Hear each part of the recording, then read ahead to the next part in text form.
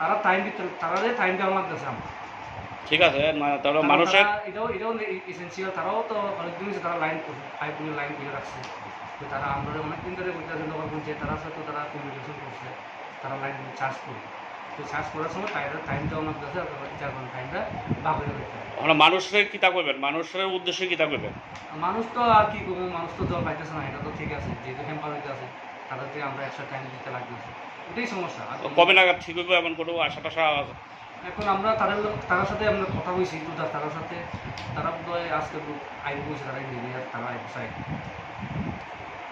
তাহলে তো কোনো সমস্যা নাই, হ্যাঁ কোনো সমস্যা নাই। এটা ওই এখন টুডার থেকে যে পাইপ লাইনগুলি করছে, হ্যাঁ ওই লাইনগুলি তারা ট্রায়াল রান করতেছে, যার কারণে তারা আমাদের এক্সট্রা টাইম দেওয়া লাগতেছে, যার কারণে আমরা টাইম দিতে পারতেছি না, এটাই প্রবলেম। তাহলে জলের পাইপ ফাইটটা পুরো না, রাস্তার জল। পাইপটা এটা না, এটা তারা টুডার লাইনগুলি সার্চিং করার সময় পাচ্ছে, তারা লাইনগুলি সার্চ করতেছে।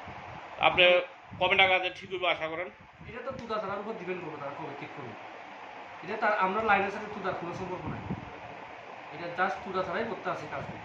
টুডা তারা করতে আছে, তারা লাইনগুলি ব্রাশ মারতেছে এবং তারা ঠিক করবো, কারণ তারাই লাইন চলছে, যার কোনো সমস্যা দেখা যাচ্ছে। আমরা লাইনগুলিতে ওকে আছে, তারা যে আমরা এক্সট্রা টাইম কেমন লাগতে আছে, যার কারণে আমরা টাইমলি আমরা এই জল দিতে পারতেছি না, এই যার কোনো সমস্যা।